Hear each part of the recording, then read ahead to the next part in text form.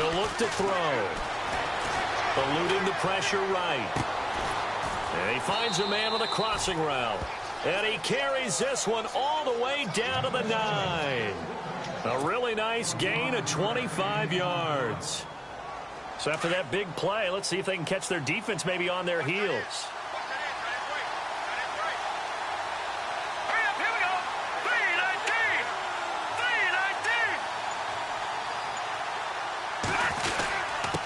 Now a handoff here to his running back. And running room scarce here. He's going to be stopped in his tracks at the line of scrimmage.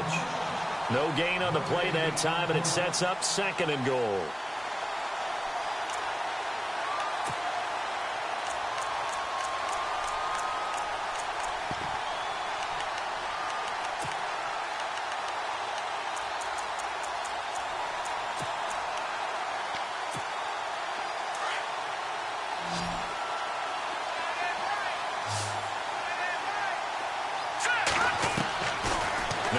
To throw here on 2nd and 10. And it's complete. In the end zone. Touchdown 49ers. Well, that's about as quick of a passing touchdown as you'll ever see right there. Everyone has a section in their playbook called the quick game. That was a super quick game. Out of the hands of the thrower, bam, right to the receiver, successfully for a touchdown. How in-depth is that quick game part of the playbook? It's pretty in-depth because people want the ball in the hands of the quarterback into the playmaker's hands downfield as fast as possible. There are a lot of plays, a lot of options involved with that.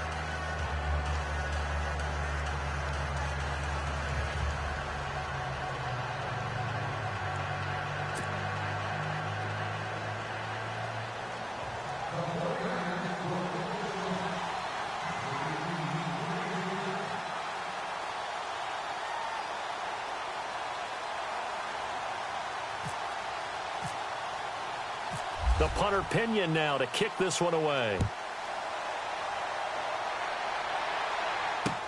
This is fielded a couple yards deep.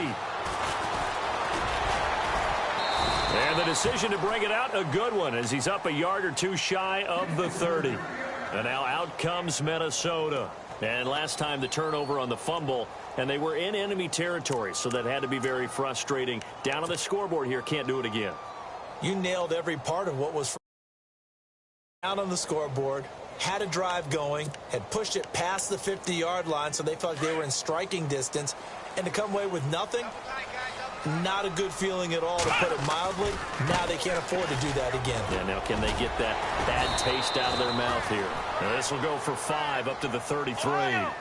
Brian, I think from our experience together, we have learned that most offensive coordinators are going to tell you, if I'm going to run the football on first down, I've got to get at least 4 yards. They got 5 here. They've got to feel pretty good about that one. Got a man over the middle, and it's complete.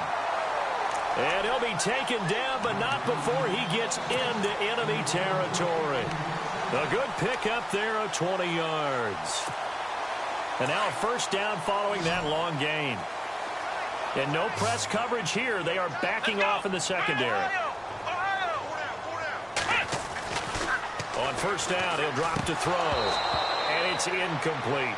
Tight end has become a bigger and bigger part of the passing game in the NFL. But if you drop the football, that position can get swapped out with a wide receiver in that spot, a running back in that spot. There are other ways they can go if you're not going to catch the ball. And that's not just his first drop, his second drop of the game.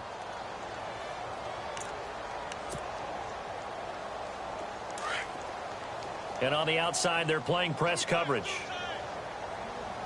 Here we go. And 2nd and 10, he'll look to throw again. And it's a short one here, complete to the tight end. And, oh, he is really laid out that time. Knocked flat on his back. I think it's okay there. They didn't get a whole lot on that play, but it's nice to have a safety valve that's built like this guy. Big target, guy you can spot pretty easily. Put it on him when your other targets aren't open. On third down, he'll drop to throw. And he's got it. Got his man on the end route. Complete. He gets 7 out of it, and he also gets a first.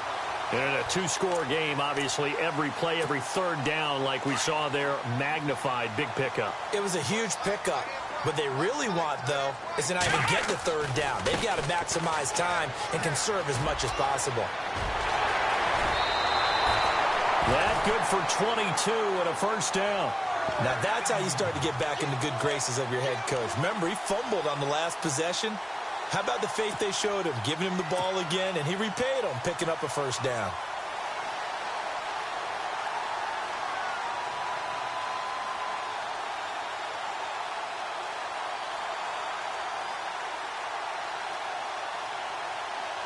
So after that big gain, let's see what else the offense has up its sleeve. Let's go! Hunter.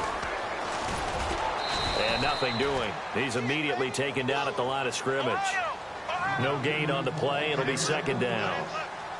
While there was no gain on that run, we do know coaches whose identity is rooted in taking it. Now the pressure gets there, and he goes down just inside the 20 at the 19. A rough couple of weeks for the man under center. 5 sacks last week, 4 now this week. Do you try to design some quicker developing plays if you're an offensive coordinator? I think you do that. I think you also change his launch point at times. In other words, move your pocket to the right, to the left, roll him out, bootleg him. Do some different things so they can't just rely on the fact. And the pressure gets to him again.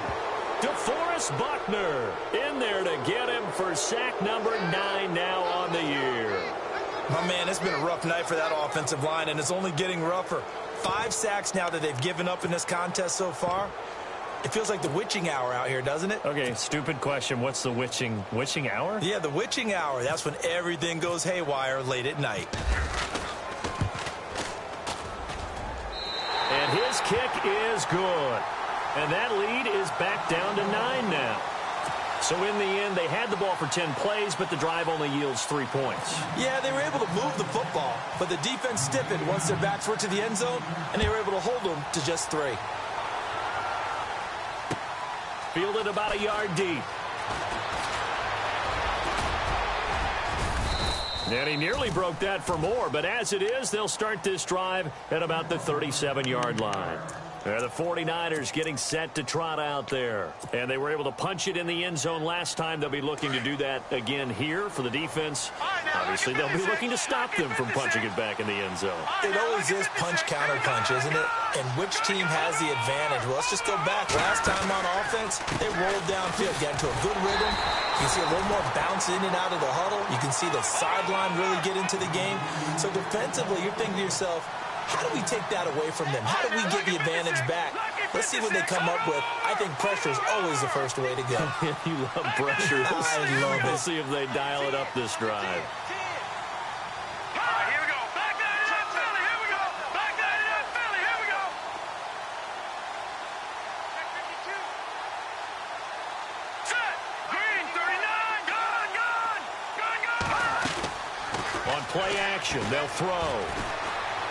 He's going to loft one deep left side here. It's caught inside the 25. A big play there for the Niners. 47 yards.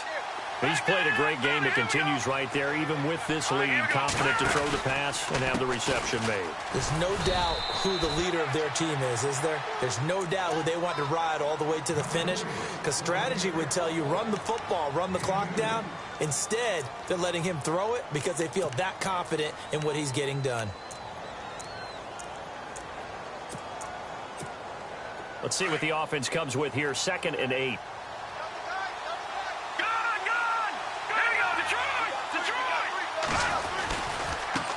Now a handoff looking right. And he's going to fight his way forward here for a modest gain. And his defense here going to burn their second timeout. But you can also factor in another timeout that they'll get when the clock stops at the 2-minute warning. The Niners on 3rd down. They've only converted once in 4 tries. This time it's 3rd and 3. Defense showing blitz. He'll look to throw. Buying time to his left.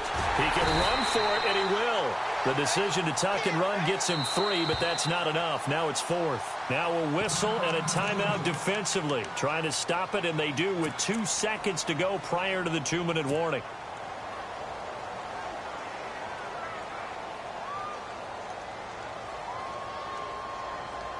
And with things looking pretty good on the scoreboard, they're going to keep the offense out there and go for it here on fourth. Hurry up, here we go. Detroit. No. Check, Patriot. Back 99, Philly. Here we go. Now they'll run it on the toss. And he's got the first down as he gets it to the 8. Time for a break. We'll come back and see this one out after this.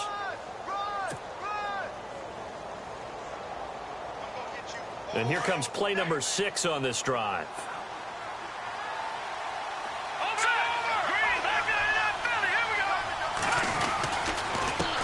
And he'll give it here to his running back. And able to push his way forward here for a good little gain.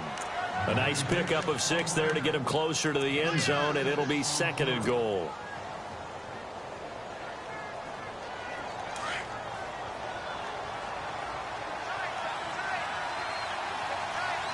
Let's go. Green, Leopard, Detroit. Back 99, Philly. Here we go. Leopard. Second down, the ball on the 2 here, 2nd and goal. And he goes backwards on this one, losing yardage to the 7. It goes as a loss of 6. And now 3rd down. Just keep the ball on the ground. Do a little pounding. Chew up some clock. If they can get it in, that might be enough to get them home. And if not, the clock is definitely their friend.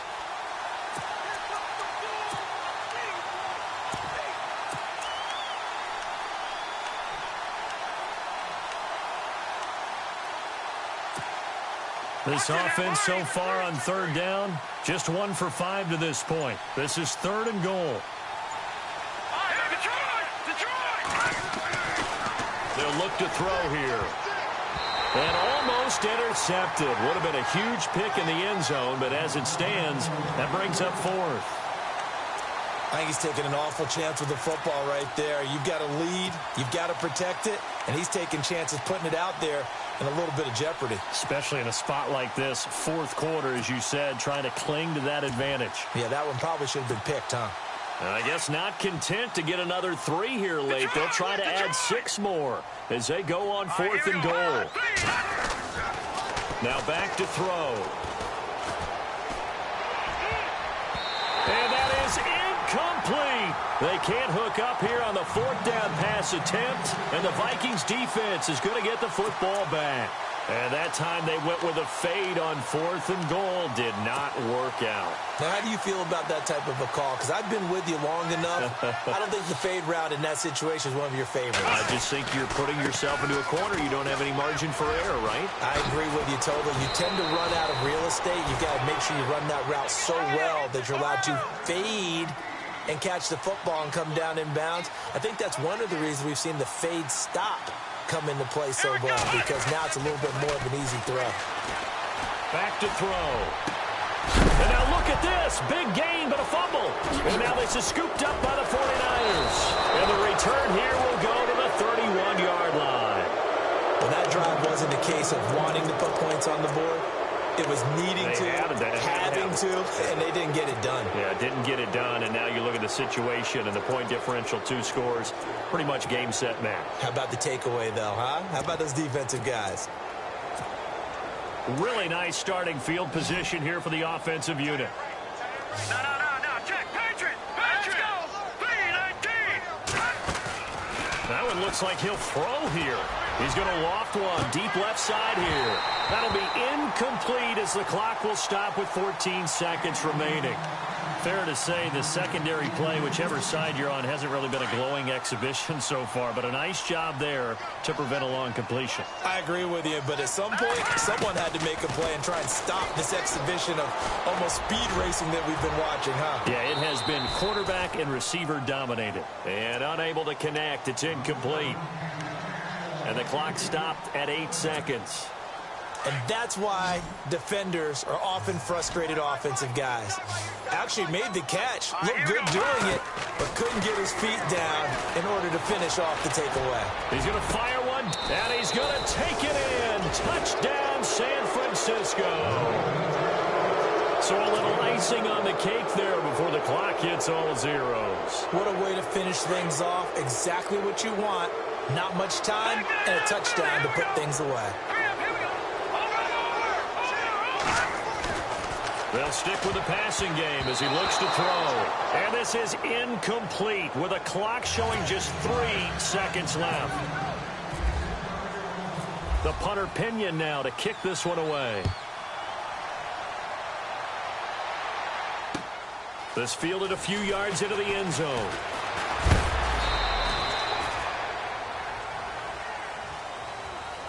Well, in this one, partner, we had some action all the way down to the final whistle there with the late points and then the kickoff to end it. Yeah, and the best part about it is just seeing how teams battled all the way to the end, you know. Didn't really matter. Scoreboard was pretty well set, but they still competed until the final whistle. So for the Niners, it's back-to-back victories now after the Week 1 defeat as they move to 2-1. And they'll be able to enjoy this one through the bye week before they get back at it again. Meanwhile, for the Vikings, they'll fall to 1-2, and they'll get a chance to redeem themselves at home next week.